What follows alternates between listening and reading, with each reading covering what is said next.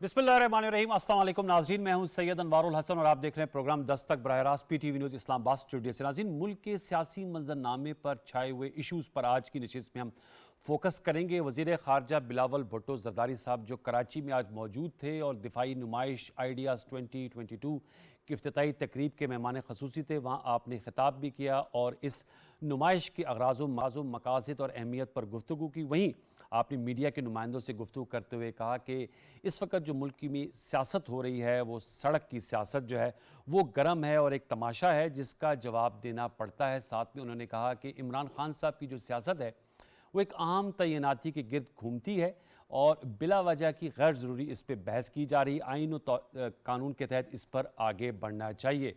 फिर वज़ीर दिफा ख्वाजा आसिफ साहब से भी आज मीडिया ने गुफ्तगू की और एक सवाल के जवाब में उन्होंने कहा कि आर्मी चीफ की तैनाती के हवाले से मुश्तबा नवाज का कोई फेवरेट नहीं है। 18 से 19 नवंबर के बाद ये प्रोसेस शुरू होगा और अब तक अफवाज पाकिस्तान की जानिब से कोई नाम नहीं भेजे गए। जो नाम भेजे जाएंगे उन्हीं पर मुशावरत होगी। सोइम बात यह है कि इमरान खान साहब यानी PTI का लॉन्ग मार्च जो है उसका दूसरा मरला जारी है। आज सराय आलमगीर खैबर पख्तूनख्वा के इलाके स्वाबी और चिन्योट में उन्होंने वीडियो लिंक से खिताब किया और उन्होंने एक दफ़ा फिर आर्मी चीफ की तकरीरी के हवाले से सवालात उठाए और उन्होंने कहा कि तकरीरी मेरिट पे होनी चाहिए क्योंकि मेरिट से ही इदारे मजबूत होते हैं।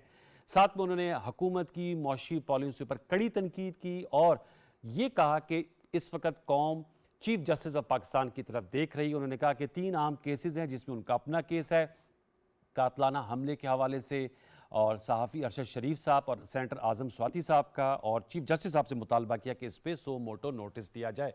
इस सियाको सबाक के साथ आज की नशिस्त में हम गुफ्तगू करेंगे। साथ में बताते चलें वज़ीर-ए-आज़म शहबाज शरीफ साहब जिनका जो कोविड पॉजिटिव उनका रिज़ल्ट आया है, कोविड का शिकार हो गए हैं और प्रोग्राम के प्लेटफॉर्म से उनके लिए दुआए सेहत, अल्लाह ताला उनको जल्द सेहतयाब करे। को यह अपडेट भी हमने दी, ये शेयर मरियम औरंगज़ेब साहबा वज़ीर इत्तलात व नशरियात साहबा ने शेयर की। जो मोअज़्ज़ज़ मेहमान शख्सियत आज की नशिस्त में हमारे साथ शरीक गुफ्तगू उनका तारुफ आपसे करें। इस्लामाबाद स्टूडियो में ज्वाइन कर रहे हैं चौधरी जाफ़र इकबाल साहब, मुस्लिम लीग नवाज के मरकजी रहनुमा, farmer federal minister for ports and shipping, आपका बहुत शुक्रिया। हमें ज्वाइन कर रहे हैं कराची से बजरिया स्काइप हैदर वहीद साहब, आप तजियाकार हैं और पेशे के एतबार से वकील हैं। सर आपका बहुत शुक्रिया कि आपने हमें प्रोग्राम के लिए वक्त निकाला। और अंबर शमसी साहब अभी कराची से हमें बजरिया वीडियो लिंक ज्वाइन कर रही हैं, very famous noted anchor analyst. आप तीनों मौजूद मेहमान को फॉर्म वेलकम। दौरान प्रोग्राम हम मौला बख्श चांडियो साहब जो पीपल्स पार्टी के सीनियर रहनुमा हैं उनसे भी गुफ्तगू करेंगे। मैं गुफ्तगू का आगाज़ चौधरी जाफ़र साहब आपसे सर करूँगा, खान साहब से ही आगाज़ कर लेते हैं। तो let me plays a devil's advocate. वो उन्होंने दोबारा इल्ज़ामात लगाए और उन्होंने कहा कि former prime minister Nawaz Sharif साहब मेरिट पे तकर्री नहीं करते और आर्मी चीफ की जो तकर्री होनी है तो उन्होंने कहा वो भी इस बुनियाद पर की जाएगी। पैमाना ये होगा कि वो किस तरह केसेस जो हैं उनसे जान छुड़ाई जाए और इमरान खान साहब का रास्ता रोका जाए। मैं आपसे जानना चाहूँगा सर क्या कहेंगे, बड़े संगीन किस्म के इल्ज़ामात लगा रहे हैं। उनका पाकिस्तान का प्रीमियर नेशनल सिक्योरिटी का इदारा है, उस पर तकर्री मेरिट पे होनी चाहिए। तो नवाज शरीफ साहब ने तो 5 जहाँ तक मेरी यादाश्त है आर्मी चीफ्स की तकर्रियाँ की हैं, क्यों खान साहब इस नुक्ते पे तसलसल के साथ हिट कर रही है? बिस्मिल्लाहिर्रहमानिर्रहीम, बहुत शुक्रिया। रिजवान रज़ी साहब, रज़ी दादा, वो एक जुमला बहुत तवातर से लिखते हैं कि इमरान खान साहब जो काम लम्हा मौजूद में कर रहे होते हैं उसका इल्ज़ाम दूसरे पे लगाते हैं। अच्छा, इमरान खान साहब का मेरिट क्या है और अमूमी मुआशरे में आम लोगों का या जो पिछले आप अदवार देख लें मेरिट क्या है तो आपको पता चल जाएगा। इमरान खान साहब का मेरिट ये है कि वो 2014 के धरनों से लेके और फिर 18 के इंतखाबात बहुत शोर करते रहे कि पार्टियां बदलने वालों को साथ नहीं लूँगा, और 2018 के इंतखाबात से पहले लिया, सबको साथ बिठाया, चलाया, जो कोई पार्टी छोड़ के आ रहा था उनको साथ ले लिया। ये जनाब इमरान खान साहब का मेरिट है। फिर वो कहा करते थे कि जी मैं आज़ाद अरकान के ख़रीदे जाने का और पार्टियों में शमूलियत का और उनके बारे में जो उनके अल्फाज हैं, और फिर उन आज़ाद अरकान को पैसा दिलवा के लोगों से पार्टी ख़रीदा और साथ मिलाया, ये भी उन्होंने किया। अच्छा, उसके बाद तो खान साहब क्या आप बता रहे हैं ना, जो उनके मुख्तलिफ शख्सियत के पहलू जो इल्ज़ाम लगा रहे हैं, इसका क्या काउंटर है? मैं यही बता रहा हूँ कि वो खुद जिस आदमी का अपना किरदार ये हो कि वो कोई काम, उस्मान बुज़दार साहब बतौर इंसान मुझे उनसे कोई इख्तलाफ नहीं है, लेकिन बतौर पंजाब के वज़ीर आला अगर इतनी बड़ी 22 साल जद्दोजहद में से उस्मान बुज़दार साहब जो हसूल थे, 4 साल हुकूमत रही पंजाब में और अभी भी उनकी चल रही है, कितने 9 आईजी उन 4 सालों में बदले, ये मेरिट है।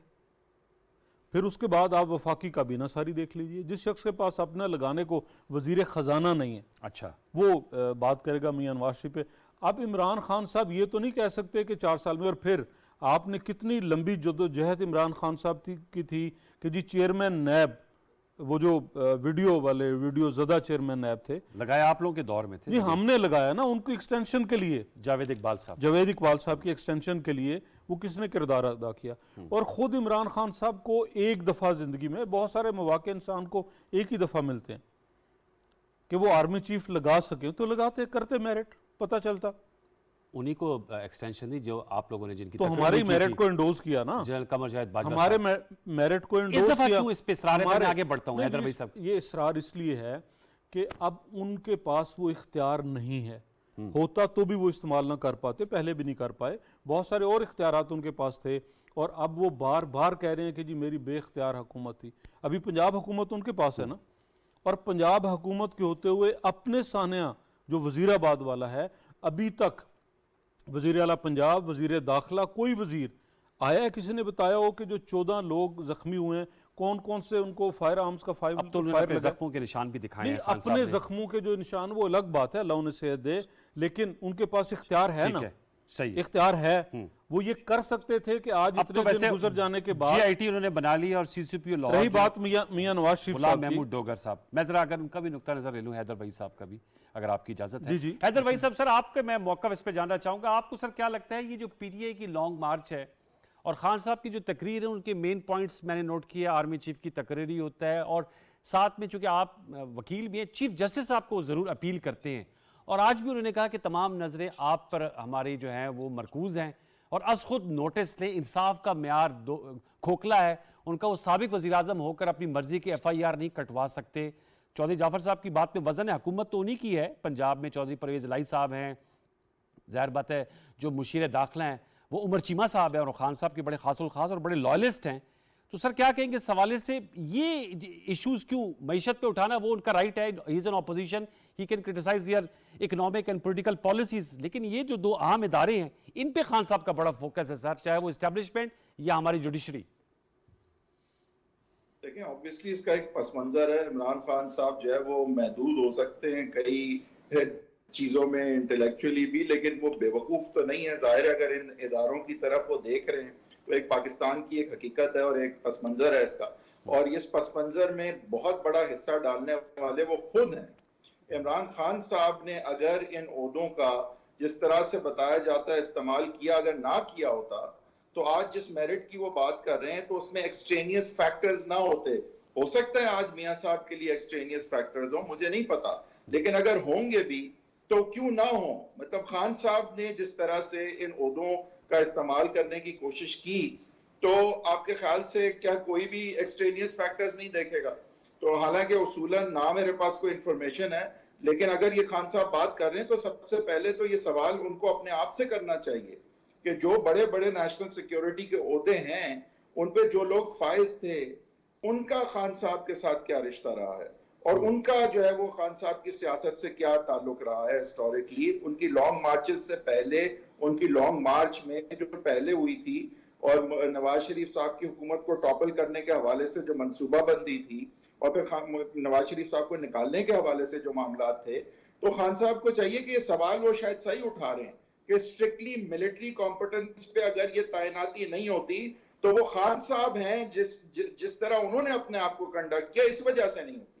अब मुझे नहीं पता इस दफा ये क्यों होगा या नहीं होगा, लेकिन अगर नहीं होगा स्ट्रिक्टली मिलिट्री कॉम्पिटेंस पे तो उसके जिम्मेदार खान साहब खुद भी हैं। सिर्फ खान साहब नहीं है बेशक, लेकिन वो खुद भी हैं, तो उनको भी ये देखना चाहिए। दूसरा, आपने FIR की बात की, देखें FIR is a first information report, जो एक इंफॉर्मेशन होती है, एक फैक्चुअल नैरेटिव होता है किसी कंप्लेनेंट का, वो सामने रखता है। हम अपने अनफॉर्चुनेटली अपने लीगल सिस्टम में समझ ही नहीं पाए आज तक कि FIR एक महज इंफॉर्मेशन है कंप्लेनेंट की, उसकी बुनियाद पे केस नहीं बनता, उसके बाद तफ्तीश होती है, उसके बाद अरेस्ट भी नहीं होता, उसके बाद तफ्तीश होनी चाहिए। यहाँ पे तो ये FIR कट गई, वो जिंदगी भर के लिए बदनाम हो गया ना, अब उसे हुकूमती ठेके मिल सकते हैं, ना वो बाहर जा सकते हैं, ना ये ना वो। ऐसा नहीं होना चाहिए, ना कानून है ये। कानून के मुताबिक ये सिर्फ एक कंप्लेनेंट का नैरेटिव है। अब ये जो फैक्चुअल नैरेटिव है, जाहिर है कि अगर आप नॉमिनेट किसी का नाम करते हैं उस एफआईआर में, मैं अगर आज बोलूं कि मुझे आज जो है रोनाल्ड रेगन ने कत्ल करने की कोशिश की है, तो शायद उस नॉमिनेशन उस इंसान का नाम आज शायद एफआईआर में ना डाला जाए, क्योंकि मेरा जो फैक्चुअल नैरेटिव है कि मुझ पे इस तरह हमला हुआ, उस फैक्चुअल नैरेटिव के साथ मुझे फैक्चुअली ये भी अपने नैरेटिव में जोड़ना पड़ेगा कि रोनाल्ड रेगन ने कैसे किया जब वो सालों पहले मर चुके हैं। तो ठीक है, आप नॉमिनेट किसी को भी कर सकते हैं, उनका ये हक है कि एक कंप्लेनेंट का नैरेटिव, फैक्चुअल नैरेटिव वो एफआईआर में रिफ्लेक्ट हो, और अगर वो एक जुर्म के इंग्रेडिएंट्स कंप्राइज करता है तो बेशक एफआईआर जो है वो कटनी चाहिए। और अगर जिस इंसान को वो नॉमिनेट कर रहे हैं, अगर वो फैक्चुअल नैरेटिव के साथ उसकी इन्वॉल्वमेंट को भी फैक्चुअली जोड़ सकते हैं, even as per his own narrative and nothing else, तो फिर नॉमिनेट भी उसका नाम होना चाहिए।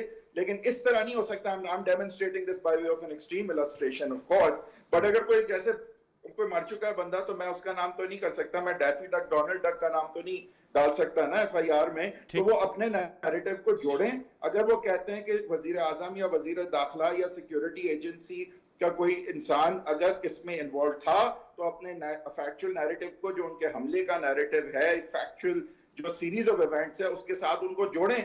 और अगर जोड़ सकते हैं तो फिर बात जो है वो अलग है, और फिर उनका नाम नॉमिनेट हो सकता है। ठीक तो है। यहाँ ये भी बात है कि आप ये अपनी सियासत को परवान चढ़ाने के लिए नाम नॉमिनेट नहीं कर सकते। आप अपने नैरेटिव के साथ फैक्चुअली जोड़ें उस नाम को, तो फिर एफआईआर काटना कंप्लेनेंट का हक जरूर है। ये आपने अहम नुकता उठाया है। अंबर, मैं आपसे जानना चाहूँगा, क्योंकि खान साहब ने, जाहिर बात है, आज भी जब वो कह रहे थे तो इंटरनेशनल मीडिया आउटलेट्स को उन्होंने इंटरव्यूज़ दिए हैं। वो फाइनेंशियल टाइम्स वाला जो है वो तो कल हमने काफ़ी उस पर प्रोग्राम पे बात भी की, वो तो अमेरिका के साजिशी बयानिए के हवाले से था कि इट इज़ बिहाइंड मी और अब मैं इससे आगे चला गया हूँ। लेकिन ये जो हैदर वहीद साहब ने बात की, और जो आज भी वो कह रहे थे कि चीफ जस्टिस साहब जो है, ये लम्हा फ़िक्रिया है कि जो, और ये 3 लैंडमार्क केसेस उन्होंने कहा जो अपना कहा, उनसे यही सवाल किया जाता था कि जब आप मुल्क के वज़ीर आज़म या वज़ीर दाखिला या एक सिक्योरिटी एजेंसी के हाई ऑफिशियल के बारे में कहते तो आपके पास क्या कोई वाक़याती सबूत हैं? तो वो अपना एक बयानिया देते थे। मैं आपसे जानना चाहूँगा, ये जो खान साहब का ये जो एक नैरेटिव बिल्डिंग का एक स्टाइल है, और वो सेल भी कर पाते हैं अपने ऑडियंस को, ज़ाहिर बात है पीटीआई की एक फॉलोइंग है और उनका दावा है, बल्कि हकीकत भी है कि जो ज़िमनी इलेक्शन में उन्होंने 75% कामयाबी हासिल की है। तो मैं आपसे जानना चाहूँगा, आप समझते हैं कि अब उनको धचका लगा है, ये जो इंटरव्यूज़ हुए हैं या जो ये फाइनेंशियल टाइम्स की स्टोरी आई, उसमें भी पीटीआई का ही कहना है कि इसको एक खास एंगल दिया गया, लेकिन कल तो हमने वो जो उनकी खुद हेडलाइन थी फाइनेंशियल टाइम्स की, वो भी शेयर की थी अपने व्यूअर्स के साथ, जिसमें खुद फाइनेंशियल टाइम्स ने कहा है कि ये खान साहब ने बातें की हैं। How do you see it? देखिए, इमरान खान साहब की जो कोशिश थी, जो बैन अवी मीडिया के साथ इंटरव्यूज तवातर के साथ कर रहे थे, उसका मकसद यही था कि वही जो हम बात करते हैं, जो इमरान खान साहब अपना बयानिया अपनी वो पेश करना चाहते हैं दुनिया के सामने। और ख़ास तौर पे हमने ये भी देखा कि जब से वो निकाले भी गए, उसके बाद फिर उन्होंने अमरीकी लॉबिंग फर्म की सर्विसेज भी हासिल की, और उसका फिर से यही मकसद होता है कि वो अपना जो मौक़िफ़ है वो पेश करें बैन अवी एक ऑडियंस को। और ख़ास तौर पर अगर आप देखें, एक टारगेट क्या है, अमरीका है, इसलिए क्योंकि मैं कहूँगी कि सिर्फ मौक़िफ़ पेश करने की बात नहीं है, वज़ाहत भी वो करना चाहते हैं। और वो चाहते हैं कि अगर उनको लगता है, उनको नज़र आता है कि जो उनकी मकबूलियत है, जो उनकी कामयाबी है इंतखाबी अमल के दौरान जो नज़र आई हैं हमें, पंजाब में हो या भी जो ज़िमनी इंतखाबात हुए हैं, उसकी बुनियाद पर वो समझते हैं कि अगर वो पुश कर लेते हैं जल्द इंतखाबात के लिए, अर्ली इलेक्शन के लिए, तो वो कामयाब होंगे, वज़ीर आज़म दोबारा से बन जाएंगे, और फिर उनको नए सिरे से अपना मौक़िफ़, अपना बयानिया फिर से बनाना नहीं पड़ेगा। वो ताल्लुकात, जैसे उन्होंने अपने इंटरव्यू में कहा, वो बेहतर ताल्लुकात चाहते हैं। और वैसे भी मैं कहूँगी कि एक तो पहलू ये है कि वो बैन अवी मीडिया ऑडियंस को क्या मौक़िफ़ पेश करना चाहते हैं। दूसरी तरफ हमें ये भी नज़र आता है कि इमरान खान साहब के पास और भी अब मवाद जो आ चुका है ना, उन पे जो कातिलाना हमला हुआ, इसके अलावा आज़म सवाती का केस है, इसके अलावा सहाफ़ी अरशद शरीफ का केस है।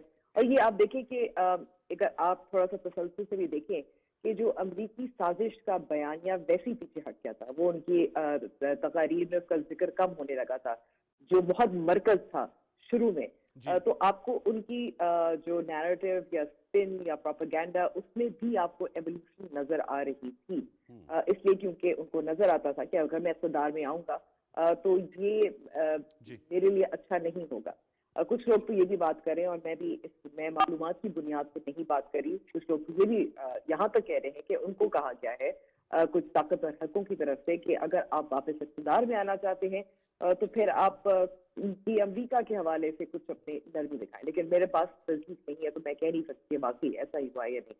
लेकिन ये इमरान खान साहब खुद भी नजर आ रहा था कि वो अपना किस तरह से बयानिया शिफ्ट कर रहे थे। तो एक तो मकसद ये था, बैकफायर हुआ या नहीं, मैं समझती हूँ बैकफायर जरूर हुआ, इसलिए क्योंकि जो बैनुल-अक़वामी मीडिया के जो मेजबान थे उन्होंने ऐसे सख्त सवालात पूछे, क्योंकि इमरान खान साहब अपनी नैरेटिव बिल्डिंग में हमेशा उन एंकर्स और सहाफियों से बातचीत करते हैं जो उनकी तरफ कुछ नरम गोशा है, उनके लिए सख्त सवालात का सामना उन्होंने अब कम करने लगे हैं। मैं और ये जो एक सादे से सवाल पूछे जाते हैं कि सबूत क्या है, या कहा जाता है कि आप एक पॉपुलिस्ट लीडर हैं, क्या आप ट्रंप की तरह हैं, बोल्सोनारो की तरह हैं।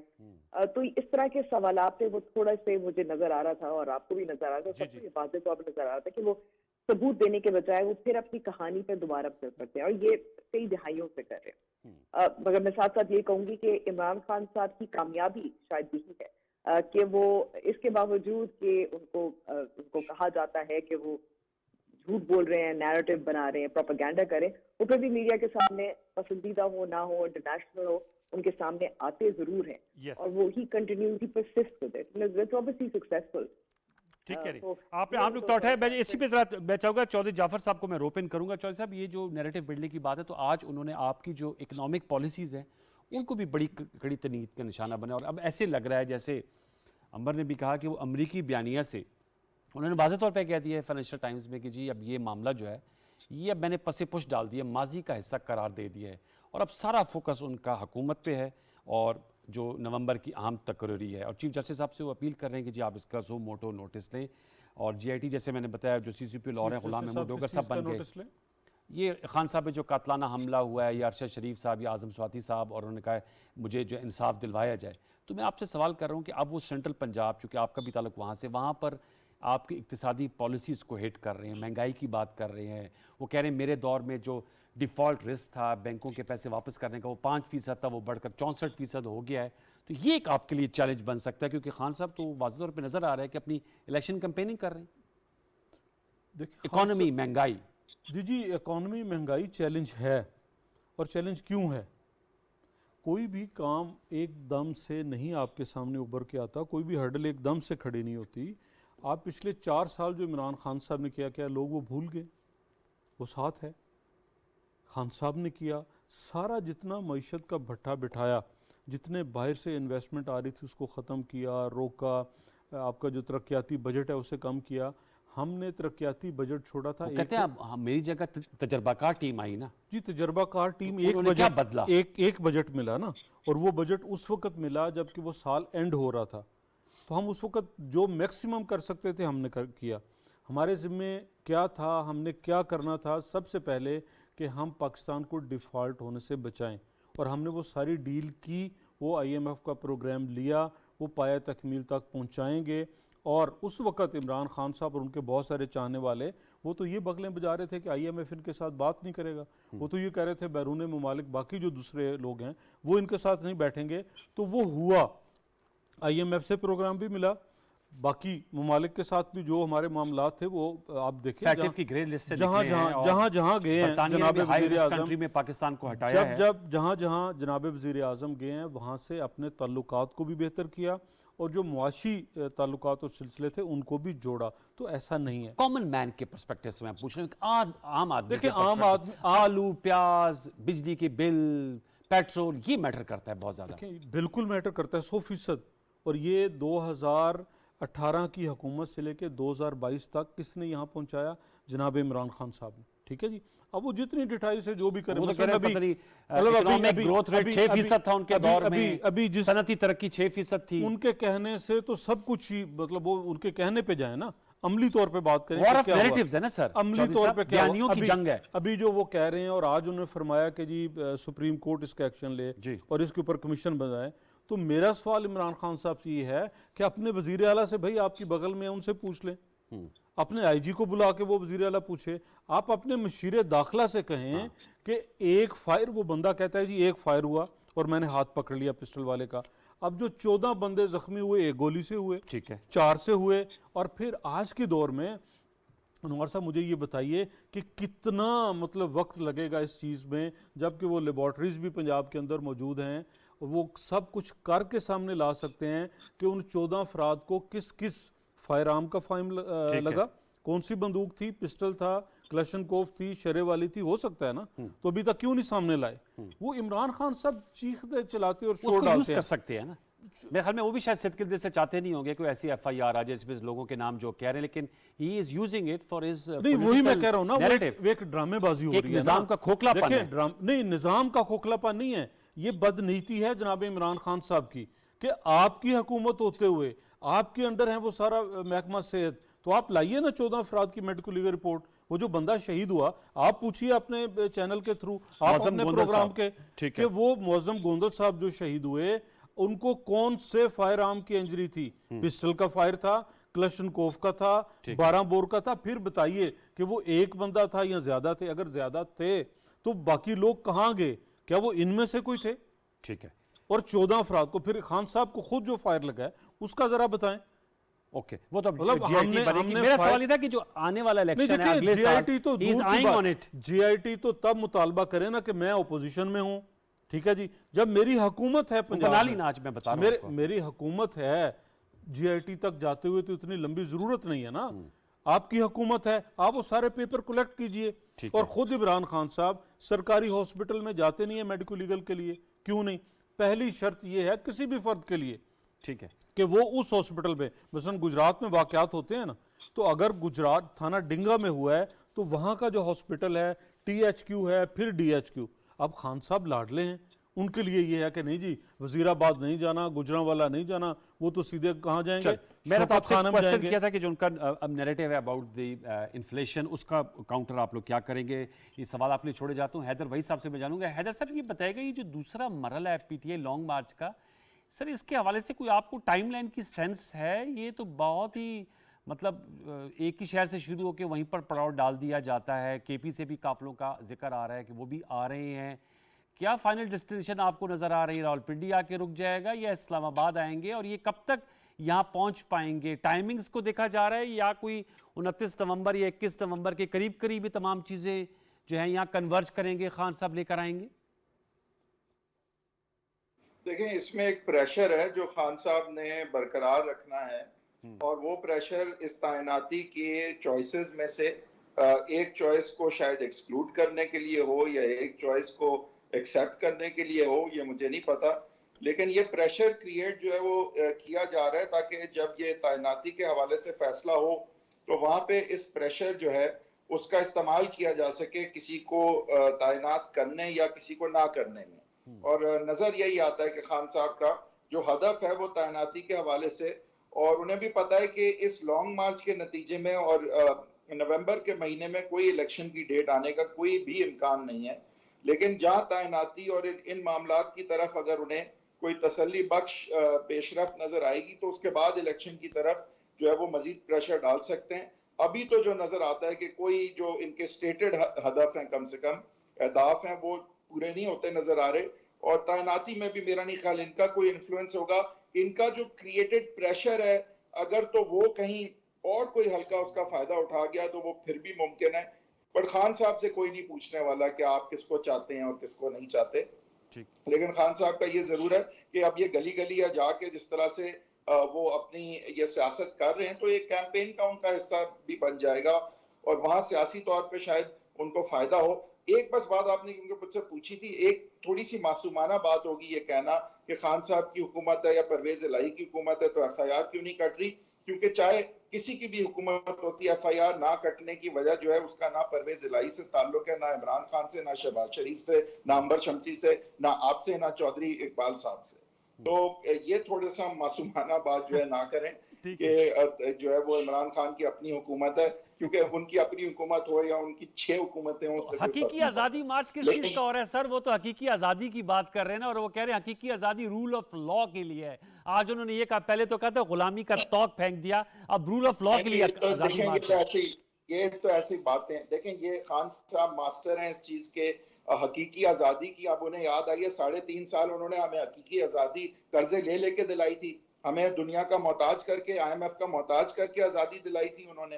तो देखें ये अगेन नैरेटिव है, लेकिन इंपॉर्टेंट चीज ये है कि खान साहब का नैरेटिव खासकर यूथ में कुछ इस तरह से जगह बना गया कि वो एक जिद की हैसियत अपना गया, जो कि बड़ा खतरनाक है खान साहब के अपोनेंट्स के लिए। और वो वजह ये है कि अब क्योंकि लॉजिक और ये हम जो बातें आज कर रहे हैं टीवी पे, मैं आपको तकरीबन यकीन से बता सकता हूं कि अभी कोई 18 से 25 साल की उम्र में कोई भी नहीं देख रहा, और मेरा ख्याल से इस वक्त कोई भी चैनल को वो नहीं देख रहा। तो ये थोड़ा सा खान साहब का एडवांटेज है कि वो जहां घर बना गए हैं, तो वहां पे तो अब खान साहब को खुद अपने आप को डिस्क्रेडिट करना होगा। अब खान साहब को अब रस्सा देते रहें और दुआ करें कि वो अपने आप को उससे टांग लें सियासी तौर पे, वरना मेरे ख्याल से खान साहब ने जहां घर बना लिया है तो उनको अब आप लॉजिक से कन्विंस नहीं कर सकते। खान साहब अपनी लैक ऑफ परफॉर्मेंस से जरूर उनको डिसवेट कर सकते हैं, और अमूमन कल्ट्स का होता यही है। Donald Trump failed America during Covid, that's why he was thrown out. तो अब प्रॉब्लम कल्ट्स का ये हो जाता है कि वो इनकम्बेंसी में एक्सपोज होते हैं, लेकिन वो ऑपोजिशन में एक्सपोज नहीं होते। आप उनके खिलाफ 10 प्रेस कॉन्फ्रेंसेज आज कर रहे हैं। मरियम औरंगजेब बेचारी जो है वो मतलब हलकान हो गई है उनको बुरा भला कह के, लेकिन वो असर नहीं हो रहा। उसकी वजह ये है कि प्रेस कॉन्फ्रेंसेज से नहीं होगा, ये खान साहब अपने साथ खुद करेंगे। अच्छा, ये आपने कहा कि खान साहब खुद करेंगे, सेल्फ इम्प्लोड हो सकते हैं, प्रेस कॉन्फ्रेंस से नहीं हो सकता, लेकिन अंबर फिर और क्या? कोई प्रेस कॉन्फ्रेंस से उन्हें कोई फर्क नहीं पड़ा। जी, आपने कहा फर्क नहीं पड़ा। यस, और मैं अंबर आपसे जानना चाहूंगा, कल्ट फॉलोइंग की बात की हैदर वहीद ने आप, लेकिन अक्सर ये बात होती है और कही जाती है कि पीटीए के जो फॉलोअर्स हैं वो मिडिल क्लास से हैं और यूथ की बात होती है, पढ़े लिखे लोग हैं, जाहिर सी बात है। तो आप समझते हैं कल्ट में सारे ही कल्ट में के फॉलोअर्स हैं, या लॉजिक रीजन, या जैसे अभी कुछ देर कबल ये दुबई से वो जो बिजनेसमैन है शेख उमर फारूक साहब, उनका इंटरव्यू मैं सुन रहा था निजी चैनल्स पे, जो घड़ी है उसके बायर हैं $2 मिलियन की, और उन्होंने कहा इस तरह शहजाद अकबर साहब आए और फरा साहिबा ने सारी डील हुई, बारगेनिंग हुई, $4 मिलियन की डिमांड थी, $2 मिलियन में कैश पेमेंट हुई और उनके पास है। ये चीज़ें आप समझती हैं ये इसका इम्पैक्ट नहीं है, कोई पॉलिटिकल कॉस्ट नहीं है, चाहे वो फाइनेंशियल टाइम्स की इंटरव्यू हो, चाहे वो ये घड़ी के हवाले से जो आज के जो साउंड बाइट्स चल रहे थे, इसका कोई पॉलिटिकल कॉस्ट नहीं होगी? You agree with Haider?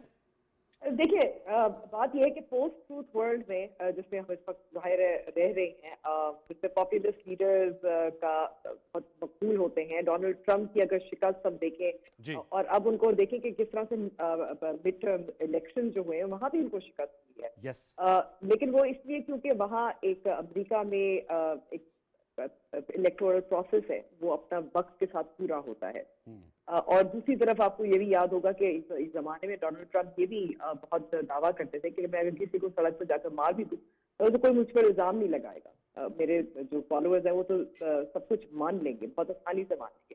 Khan साहब कभी, हम फाइनेंशियल टाइम्स की स्टोरी बहुत सादे अंग्रेजी में जो अल्फाज है लिखा हुआ था, उन्होंने ये कहा था कि वो जो अमरीकी बयानिया है मेरे माजी का है, मैं आगे बढ़ चुका हूँ, अमेरिका को मुझे इल्जाम नहीं ठहरा रहा। उसमें बहुत सादे अल्फाज, आप अंग्रेजी में बोले, उर्दू में बोले, आप उसका पैराफ्रेज करके हेडलाइन बनाने बंदा तो वो है, लेकिन उनके फॉलोअर सपोर्टर वो क्लिप भी आपको देखा कि बहुत सारे उनके इंटरव्यू के क्लिप भी सर्कुलेट हो रहे हैं, ये दिखाने के लिए देखिए खान साहब अपने मौकफ पे कायम है, लेकिन सब दूसरी क्लिप का दूसरा हिस्सा चलवाते हैं जो पीटीआई के फॉलोअर्स होते हैं, जिससे वो कह रहे हैं कि मैं अमेरिका के साथ ताल्लुकात बराबरी के चाहता हूँ, जो खान साहब का एक मुसलसल मौकफ रहा है।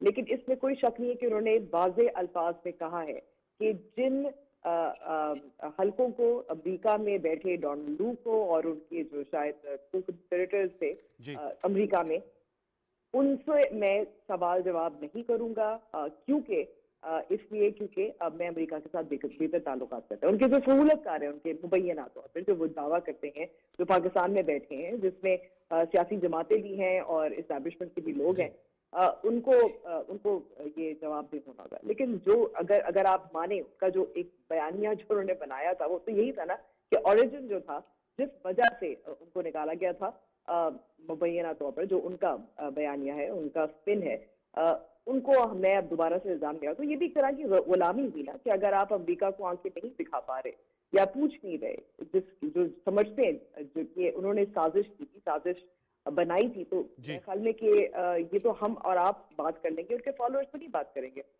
तो इमरान खान साहब की जो फॉलोइंग है वो इस वजह से भी है, और हमें ये याद रखने की भी जरूरत है कि उन्होंने ना सिर्फ डिजिटल मीडिया के जरिए यूथ को टारगेट किया, लेकिन उन्होंने कुछ उम्मीद और गैरत की बात की, जो शायद नजर आता है जो पुरानी सियासी जमातें हैं वो नहीं दे पाती, वो नई चीज नहीं बता पाते। और आपको एक नजर आता है कि जो पाकिस्तान में जो नौजवान तबका है, जो परेशान है, जो तंग है, वो भूल भी जाएगा। वो बहुत जल्दी हम सब भूल जाते हैं कि किसकी दौरे हुकूमत में किसने क्या किया था। इस वक्त ये याद रखने की जरूरत है कि जब मौजूदा इत्तेहादी हुकूमत आई थी, उस वक्त महंगाई कहते थे कि हम आएंगे, ये मामला दुरुस्त कर लेंगे। ठीक। हमें पता है और आपको पता है कि वक्त लगता है, 1 साल नहीं लगता, 2 साल नहीं लगते। लेकिन जब ये सियासी बयानात आते हैं कि डॉलर को हम, जैसे सरकार साहब कह रहे हैं कि डॉलर की रेट को इतना नीचे कर लेंगे इस वक्त तक, और नहीं होता तो हम पूछते हैं।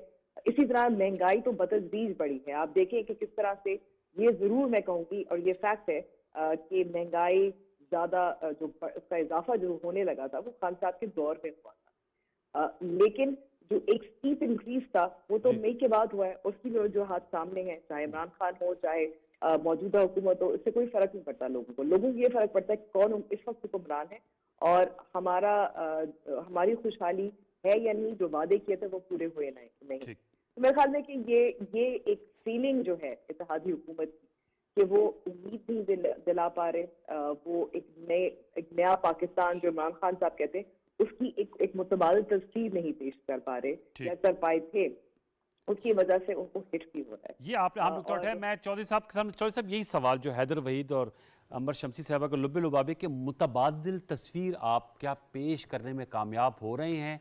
और ज़ाहिर बात है आप भी लोगों के वोट लेते हैं। जो हैदर साहब कह रहे हैं कि कल्ट फॉलोइंग, वो फिर अंधाधुंध फॉलोइंग होती है। वो चाहे गोली 1 लगी हो, 3 लगी हो, 4 लगी हो, वो बिलीव करते हैं कि जी ये काताना हमला हुआ है। तो इसका मुतबादिल क्या आपके पास स्ट्रेटजी है, हिकमत अमली क्या है? क्या प्रेस कॉन्फ्रेंस इंपॉर्टेंट है, रिबट करना खान साहब को, एक्सपोज करना, या परफॉर्मेंस? देखिए, दोनों चीज़ें साथ साथ चलेंगी। ऐसा भी नहीं हो सकता कि इमरान खान साहब एक बात कर रहे हैं और कोई उसका जवाब जी देने बिल्कुल, वाला वो ना तो हो। नहीं हो सकता। ठीक है, और ये भी नहीं हो सकता कि जो हमारे काम करने का है हम उससे गाफिल रहें, और हम यकीनन गाफिल नहीं। हमने स्ट्रेटजी बना के, तरतीब दे के चीज़ों को, सबसे पहले ये था कि आप बजट बनाएं, और बजट कैसे बनाएं कि वसाइल क्या हैं और उनको कैसे खर्च करना है। ठीक है। और उसके बाद बड़ा मसला ये था कि आप IMF से और बाकी इदारों से अपने जो आपके कर्ज हैं, चाइना से, सऊदीया से, कतर से, इन ममालिक से भी उनको रोल ओवर लेना है। वो भी हुआ, वो भी किया। उससे अगला स्टेप ये है कि वो जो बजट आपने बनाया उसको खर्च करना है। महंगाई के साथ साथ मुल्क के अंदर मईशत का पहिया चलना। पहले जो तरक्याती बजट था, आप देखें पिछले 4 साल में, एक तो वो कम हुआ, दूसरा खर्च भी नहीं कर पाए। हमने रखा भी ज्यादा और खर्च भी करेंगे, जिससे आम आदमी क्या सेल आउट कर पा रहे हैं ये जो चीजें आप कर रहे हैं? देखिए, सेल आउट क्यों नहीं कर पाएंगे? मियां नवाज शरीफ साहब 2013 से 18 भी जो वादे करके आए पूरे किए, और आज भी जो हमने वादे किए वो पूरे करेंगे। अभी इस वक्त सारा घूम रहा है, सारा एक तैनाती के गिर्द। पूरा नवंबर ठीक जो है वो इस पे। और क्या हम उसके ऊपर, और आज ख्वाजा साहब ने कहा क्योंकि मुशावरत ही नहीं अभी तो शुरू हुई। चले, बहुत कुछ कहना पड़ता है और कहना चाहिए भी, बहुत कुछ कहना पड़ता है, बहुत कुछ कहना चाहिए। उनका जी 18-19 के बाद देखिए, आज हमारे करने का, हमारे परफॉर्म करने आपकी प्रायोरिटीज क्या है? हमारा परफॉर्म करना क्या है? बजट बनाना था, बैरून ममालिक से जो है वो अपने कर्जे वर्जे रीशेड्यूल कराने थे, IMF का करना था, उसके बाद अपनी इत्तेहादी जमातों को अपने साथ इंटैक्ट रखना था, और बाकी से जो इकाइयाँ हैं सूबाई, उनके अंदर जो हुकूमतें हैं उनके साथ भी किसी के साथ हमारी कोई रिफ्ट नहीं है। इमरान खान साहब ने बना के रखी और किए रखी, हमने वो भी नहीं रखी। हम उनको भी साथ लेके पहले भी चले थे, अब भी चले। अगला मरला ये सब बुखार तैनाती का, ये उतर जाएगा। उसके बाद आप देखेंगे आगे मईशत की बेहतरी, रुपए को मुस्तहकम करना, और वो बजट खर्च करना, और उसके बाद इलेक्शन कैंपेन हम भी उसी तरह करेंगे। डिजिटल मीडिया, और हम जो हैदर साहब कह रहे हैं कि डिजिटल मीडिया का इस्तेमाल, social media, Twitter, Facebook, Instagram, उस पर PTI के जो है फ्रंटल अटैक है, उसका क्या आपके पास जवाब? उसका जवाब, हम हमारे साथी हैं, हम हर बात का जवाब देते हैं। लेकिन आप किसी के भी इस तरह की, जिस तरह की इमरान खान साहब का तरीका है कि कुछ भी हो कह देना है, हम वो नहीं हैं, ना हम वो कर सकेंगे ना करेंगे। हम तो वो करेंगे जो कर रहे हैं, जो करके दिखाना चाह रहे हैं। और ये बात पूरा पाकिस्तान, आप किसी भी कोने में चले जाएं, कि 2013 से 18 भी हमने अपने उस मंशूर के ऊपर अमल किया, और आज भी लोग तवक्को क्या रखते हैं मियां नवाज शरीफ की हुकूमत आने से, कि मुल्क के अंदर जो आम आदमी के हालात हैं वो बेहतर होंगे, तरक्याती काम पिछले बेहतर होंगे। 6-7 माह में एक आम आदमी की जिंदगी में मुस्बत तब्दीली आई है? नहीं आ सकी, नहीं आ सकती। नहीं आ सकी। इसलिए नहीं आ सकी कि 4 साल का जो बर्डन है वो 6 माह के अंदर आप वॉश आउट नहीं कर सकते थे, और अब अगले 6 माह के अंदर वो करके दिखाएंगे। जो अभी तक करने के काम थे वो किए, अगले जो करने जा रहे हैं, मसलन अभी खाद के ऊपर सब्सिडी दी, उसका इम्पैक्ट आपको गंदम की फसल पे आएगा, बिल्कुल आएगा।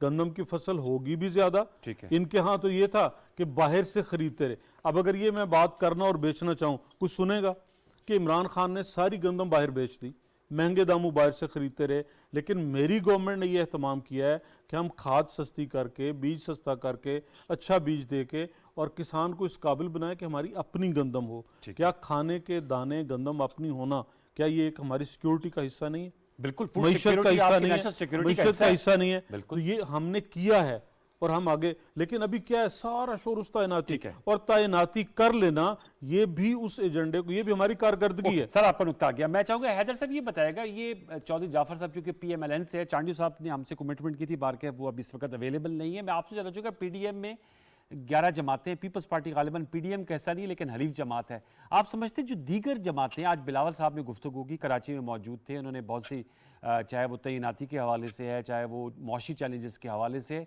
वो भी अपना वो हिस्सा डाल रहे हैं इस पॉलिटिकल नैरेटिव में जो खान साहब की जानिब से अनलीश किया गया। या आप समझते हैं कि इस वक्त पीएमएलएन जो है, चूंकि प्राइम मिनिस्टर शहबाज शरीफ साहब हैं और ज़ाहिर बात है इनकी कैबिनेट स्लॉट्स भी अहम इनके पास हैं, ख़जाना, दाखिला, खारजा बिलावल साहब के पास है, वो भी उतनी इफेक्टिवली काउंटर कर रही है दीगर जो हलीफ जमातें?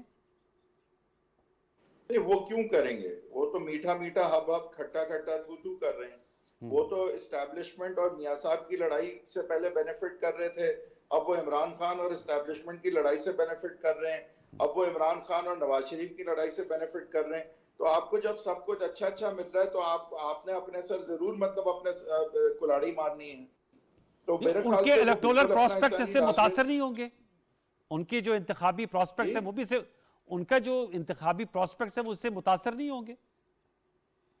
नहीं, बिल्कुल भी नहीं होंगे, क्योंकि उन्होंने सिंध जीतना है, और अगर उन्होंने सिंध से कुछ ज्यादा भी जीतना है तो ये उनकी पॉलिसी बिल्कुल इफेक्टिव है। क्योंकि पॉपुलिस्ट लीडर तो देखें, एक साल में बिलावल साहब पंजाब में नहीं बन सकते, वो कुछ कर लें, वो समर सॉल्ट कर लें, वो फॉरेन मिनिस्टर अमेरिका के बन जाएं, वो कुछ भी कर लें, वो पॉपुलिस्ट लीडर तो अभी पंजाब में साल में तो कम से कम नहीं बन सकते। तो वो उनका हदफ है ही नहीं।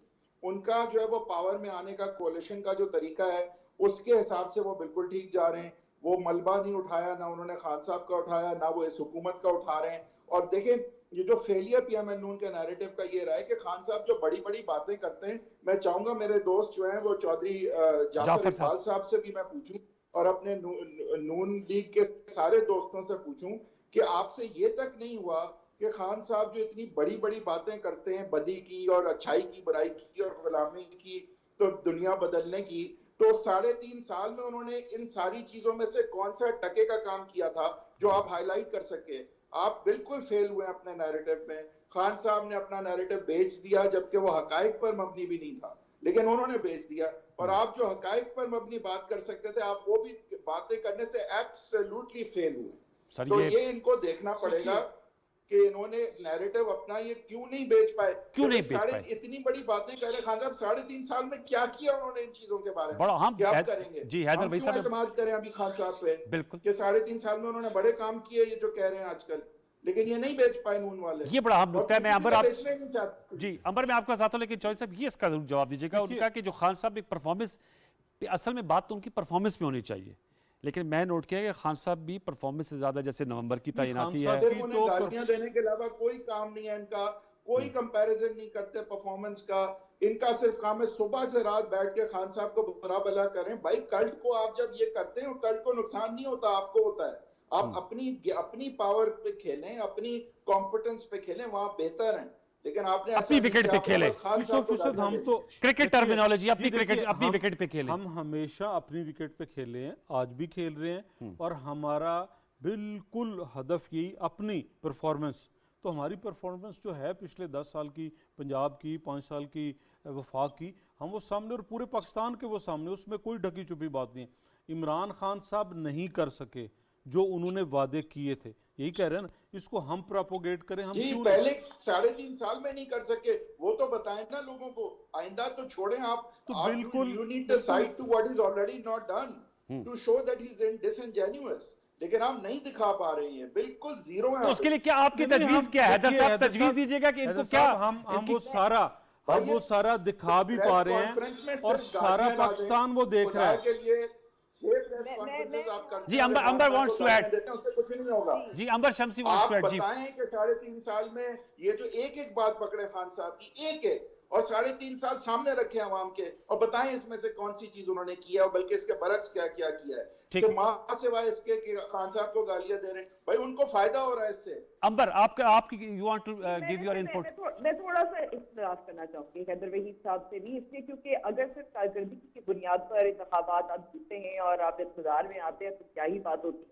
पाकिस्तान में मेरे ख्याल में कोई ऐसा आप उठा के देखते हैं कि इलेक्शंस और जो मैनिपुलेशन होती रही है उससे यही जाहिर होता है कि आपको एक वोट बैंक शायद कुछ हद तक कारकर्दगी के बुनियाद पर बरकरार रहता होगा, कुछ आपको आवाम के पास लेकर जाने के लिए भी मिल जाता होगा, लेकिन अल्टीमेटली आपकी कारकर्दगी is not a deciding factor. ये खान साहब को भी समझ नहीं है या नवाज शरीफ साहब को भी समझ। आप जो पाकिस्तानी सियासत और इंतखाबात में जो 2-3 तजादात है उसमें से एक तजाद तो यही है, आप एंटी एस्टैब्लिशमेंट सियासत करते हैं तो बेहद मकबूल भी हो जाते हैं। आपको बाई इलेक्शंस में नून लीग को भी काफी कामयाबी मिली थी जब खान साहब हुकूमत में थे, खान साहब को भी हासिल हो रही कामयाबी। कई फैक्टर्स होते हैं लेकिन में आप ये एक कॉमन फैक्टर आप डिनाई नहीं कर सकते कि दोनों एंटी एस्टैब्लिशमेंट कार्ड भी खेल रहे थे। और फिर जब उनको भी पता है, हमें भी पता है कि जब लेकिन इक़्तिदार में आना होता है तो आप आवाम की कंधों पर पिंडी की तरफ देखिए, क्यों खान साहब और पाकिस्तान तरीके साहब पिंडी जा रहे हैं और उसी टाइम पे जा रहे हैं जब कायनात शुरू होती है। तो मेरे ख्याल में हम कारकर्दगी एक बहुत कम फैक्टर होता है। फिर दूसरी बात यह है कि आप फैक्ट्स की बुनियाद पर, हमने तो एस्टैब्लिश कर लिया फैक्ट्स की बुनियाद पर, तो आप खान साहब या कल्ट फॉलोइंग को तो काउंटर नहीं कर सकते, जज्बात से कर सकते हैं, स्टोरी टेलिंग से कर सकते हैं, and that is actually what's missing. क्योंकि जो वोटर है, आपने बिल्कुल सही कहा हैदर साहब कि वो टीवी नहीं देख रहे, वो पीटीवी नहीं देख रहे, वो दीगर जो चैनल्स हैं, जो टॉक शोज होते हैं वो नहीं देख रहे, वो डिजिटल मीडिया देख रहे हैं। लेकिन वहाँ क्या डिजिटल मीडिया पे क्या बिकता है, क्या लोगों को पसंद है, वो जज्बात है। और आपको जज्बात की बुनियाद पर अपना एक नया बयानिया, नया प्रोपेगेंडा, नया स्पिन आपको तशकील देना होता है। कारकर्दगी बहुत स्मॉल फैक्टर है मेरे ख्याल में। ये आपने बड़ी बारीक बात की, अहम नुकात उठाए। अंबर, आपने पावर पॉलिटिक्स और एंटी एस्टैब्लिशमेंट, एंटी अमेरिकन चीज़ बिकती है, आई एग्री विद यू, लेकिन हम चूंकि इस प्रोग्राम में तो सारा बोझ चौधरी जाफर साहब पर डाल रहे हैं, नहीं, हम बोझ उठाने के लिए तैयार हैं। तो मैं आपसे देखिए हम जिम्मेदार हैं, इस मुल्क ने हमें वजारत उज़्मा, ये चौथी बार हमारे पास वजारत उज़्मा है, ठीक है जी, और हम क्यों ना ये बोझ उठाएं। जब देखिए इमरान खान साहब की कारकर्दगी जीरो थी, वो माइनस रहे, और हम हुकूमत में आके उन चीज़ों को अनडू कर रहे हैं, ये हमारी जिम्मेदारी है, हम क्यों नहीं करेंगे, उठाएंगे ये जिम्मेदारी। जहाँ तक अगली बात है इलेक्शन की, ये बिल्कुल बात दुरुस्त है कि वहाँ पे सिर्फ कारकर्दगी, सिर्फ अगर आप कारकर्दगी की बात करें, वो कत्तन वहाँ पे कोई काबिल कबूल नहीं होती। बयानिया ही इलेक्शन के लिए चलता है, और बयानिया पॉपुलर लीडरशिप का नारे चलता है, ऐसे नारे नारे चलते, वो चलते हैं, इसी के ऊपर होता है सारा इलेक्शन। कोई इसके अलावा, मैं 2013 में MNA बना, उससे पहले मैं तो MPA भी नहीं था, तो मुझे इलेक्ट किया गया, क्यों किया गया। इसी तरह अब भी अगले आप 6 माह के अंदर देखेंगे ये बयानिया, ये नैरेटिव, ये सारी चीज़ें बनेगी, और इंशाल्लाह इंतखाबात से पहले लोगों तक ये पैगाम पहुंचाना हमारी अपनी एक स्ट्रेटजी है। हमें पहले ये हुकूमती मामला दुरुस्त करने थे, किए, और उससे आगे इन्हीं चीज़ों के ऊपर अमल दरामद होगा। और बिल्कुल सियासत के अंदर सियासत हैदर साहब, जो पीपल्स पार्टी, जो कोलिशन पार्टनर्स हैं, उनके हवाले से उनकी राय है, यू एग्री विद देम? और जी 100%। देखिए कोई दूसरी जमात हमारा बोझ क्यों उठाएगी, और हम किसी दूसरी जमात का क्यों उठाएं? कैबिनेट तो कलेक्टिव डिसीजन होते हैं ना सर। बिल्कुल डिसीजन कलेक्टिव होते हैं, लेकिन लीड कौन कर रहा है? PMLN कर रही है ना, हम कर रहे हैं, हम जिम्मेदारी लेंगे। इससे पहले भी जिम्मेदारी निभाई, और पाकिस्तानी कौम ये जानती है मियां नवाज शरीफ का वर्कर वोटर ये जानता ठीक है है। कि वो जो कमिट करता है वो डिलीवर करता है। ओके हैदर साहब, टुवर्ड्स द एंड सर, क्या नवंबर को आप समझते हैं, आप भी इस राय से एग्री करते हैं जो चौधरी साहब ने की, या सर पीएमएलएन के रहनुमा या पीपल्स पार्टी के आते हैं, वो कहते हैं नवंबर के बाद जो है वो शायद पॉलिटिकल टेम्परेचर में कमी वाकया होगी, आप समझते हैं इसकी शिद्दत में इजाफा होगा इन दिसंबर, लेट्स से आफ्टर 29 नवंबर? देखें, वो डिपेंड करता है तैनाती क्या होती है, बट मेरे ख्याल से टेम्परेचर में कमी तो एक हद तक जरूर होगी, लेकिन जब तक इलेक्शन अब नहीं होते, खान साहब कैंपेन ट्रेल पे हैं और उन्हें अगर पजीराई मिलती रही तो वो रुकने नहीं वाले, और मेरे ख्याल से उनकी कैंपेन तो ये चलती रहेगी जब तक इलेक्शन नहीं होते। लेकिन तैनाती से ये फर्क जरूर पड़ेगा कि एक तासुर मेरे ख्याल से इस्टेब्लिशमेंट जरूर देगी आपके, वो बिल्कुल ही एक्चुअली न्यूट्रल है, और आई थिंक अपनी इमेज जो है वो रिस्टोर करने के हवाले से इकदाम मेरे ख्याल से ऐसे होंगे कि जिससे टेम्परेचर नीचे जाने की मुझे उम्मीद है, और मेरे ख्याल से जाएगा भी। लेकिन खान साहब से ये तवक्को करना कि वो किसी भी तरह से सियासी तकाजों या जमहूरी तकाजों से अपने आप को पूरी तरह पाबंद समझते हुए इंतजार करें इलेक्शन के टाइम का, तो मेरा नहीं ख्याल ये होने वाला। Okay sir, thank you very much. वक्त मेरा खत्म हो जाता है। हैदर वहीद साहब, आपका बहुत शुक्रिया। अंबर शमसी साहब, साहिबा, it's was a pleasure to have you in our show. और चौधरी जाफर इकबाल साहब, बहुत शुक्रिया कि आपने शिरकत की। व्यूअर्स, ये आज की हमारी नशिस्त थी, अहम इशूज। अब ज़ाहिर बात है we are sitting in 3rd week of November. देखते हैं कि आने वाले दिनों में सियासत क्या रुख इख्तियार करती है। We will keep a tab on it. कल तक के लिए सैयद अनवारुल हसन और प्रोग्राम दस्तक की प्रोडक्शन टीम को इजाज़त दीजिए। अपना बहुत सा ख्याल रखिए। अल्लाह ने के बाद।